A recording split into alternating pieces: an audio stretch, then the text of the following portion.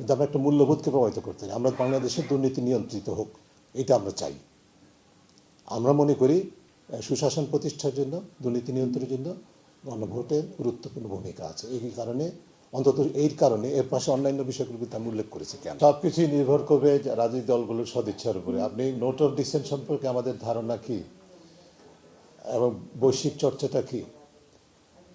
একটা সিদ্ধান্ত হয়, সিদ্ধান্তে মনে করেন 11 জন সদস্য মিলে একটা সিদ্ধান্ত গ্রহণ করে, বা এক্স নাম্বার অফ সদস্য মিলে একটা সিদ্ধান্ত করে, একটা বোর্ড বলেন, একটা যে কোনো সংস্থা বলেন, প্রতিষ্ঠান বলেন, সেখানে এক বা একাধিক সদস্য নোট অফ ডিসেন্ট দিতে পারে।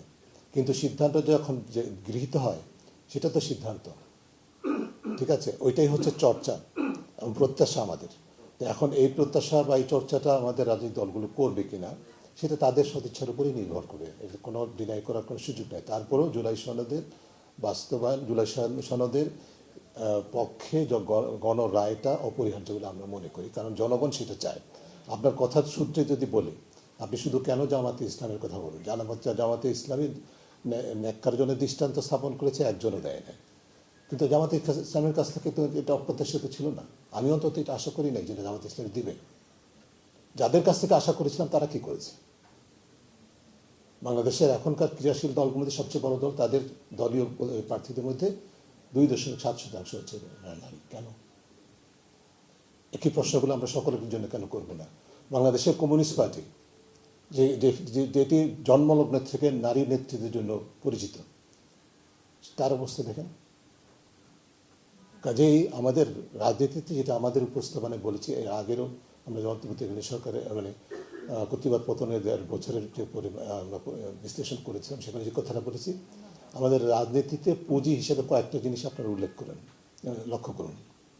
অর্থ, ধর্ম, পেশি, পুরুষতন্ত্র, গরিষ্ঠতন্ত্র, এই 5টা হচ্ছে যে মৌলিক রাজনৈতিক পুঁজি। একটু চিন্তা করলে দেখবেন যে এর প্রভাবান্বিত এমনভাবে যে দলের কেন্দ্রীয় পর্যায়ে নেত্রী, নারী নেত্রী, সুপরিচিত নেত্রী, তাকে কম্প্রোমাইজ করা হয়, তাকে স্যাক্রিফাইস করা হয় রাজনৈতিক ধর্মভিত্তিক রাজনীতির সাথে কোয়ালিশনের কারণে। বড় সমর্থক বলতে কারা নির্বাচনের বাইরে বলছেন? আওয়ামী লীগের ভোটারদের কাছে। আচ্ছা, আওয়ামী লীগের ভোটাররা দেবে কি দিবে না এটা নিশ্চয়ই আমি দিতে পারবো না, কিন্তু ইতিমধ্যে নির্বাচনী আপনারা তো মাঠ পর্যায়ে তথ্য সংগ্রহ করেন, যে তথ্য আসছে তাতে কি আপনার মনে হয় আওয়ামী লীগের ভোটাররা, যদিও আওয়ামী লীগ প্রতিষ্ঠান হিসেবে, দল হিসেবে নির্বাচন বিরোধী এবং নির্বাচন প্রতিহত করার জন্য এমনকি সহিংসতার আশ্রয় নিতে পারে, নিয়েছেন, আরও নিতে পারে সামনে, তা সত্ত্বেও আপনার কি মনে হয় যে আওয়ামী লীগের মানে কী বলে সমর্থক নেতা, এমনকি নেতাকর্মীদের একাংশ যারা এখনও ক্রিয়াশীল এখানে আছেন দেশে, তারা ভোট দিবেন না? এমনকি জেলের ভিতরে যারা বিচারাধীন আছে তারা ইতিমধ্যে ভোট দেয় নাই। তো আমরা কি বলছি?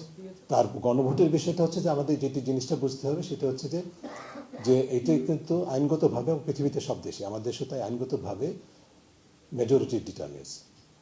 এর বিপরীতে যদি মেজরিটি হয় পক্ষে, হ্যাঁ, সংখ্যা গরিষ্ঠ যদি পক্ষে হয়, সেটি একটি ভোটের ব্যবধানে হলেও সেটা গ্রহণযোগ্য। এটাই বাস্তবতা। প্রভাবিত করতে পারি না, আমরা ভোটকে প্রভাবিত করতে পারি না। বিজলি কেবলসের স্কিন কোটেড ইনসুলেশন আগুন প্রতিরোধী। বিজলি কেবলস, নিরাপদ আজীবন। কিন্তু আমরা একটা মূল্যবোধকে প্রভাবিত করতে চাই। আমরা বাংলাদেশের দুর্নীতি নিয়ন্ত্রিত হোক, এটা আমরা চাই। আমরা মনে করি সুশাসন প্রতিষ্ঠার জন্য, দুর্নীতি নিয়ন্ত্রণের জন্য গণভোটের গুরুত্বপূর্ণ ভূমিকা আছে। এই কারণে, অন্তত এই কারণে, এর পাশে অন্যান্য বিষয়গুলো কিন্তু আমি উল্লেখ করেছি কেন। কাজেই আমাদের অবস্থান অত্যন্ত পরিষ্কার এই কারণে। কিন্তু আমরা কোনো দলের রাজনৈতিক আদর্শ দলের প্রতি পক্ষে বা বিপক্ষে কখনো কোনো দিন বলিনি। দয়া করে এগুলো একাকার করবেন না। এটি ঠিক সুস্থ সাংবাদিকতা হবে না। এটি আলাদাভাবে দেখতে হবে। আমাদের দলীয় নিরপেক্ষতার কারণে আমরা সবসময় ঝুঁকি দিচ্ছিলাম, এবং যে কারণে কি এমনকি দল নিরপেক্ষ সরকার হওয়া সত্ত্বেও, অন্তর্বর্তীকালীন দাবি করা সত্ত্বেও অন্তর্বর্তীকালীন সরকারও কিন্তু আমাদের প্রতিবেদনের বিশুদ্ধ অবস্থান নেয়। ঠিক আছে, বুঝতে পেরেছেন তো? এটাই হচ্ছে বাস্তবতা। যে ওরা যেভাবে সহিংসতায় সংজ্ঞায়িত করুক সেটা তাদের বিষয়।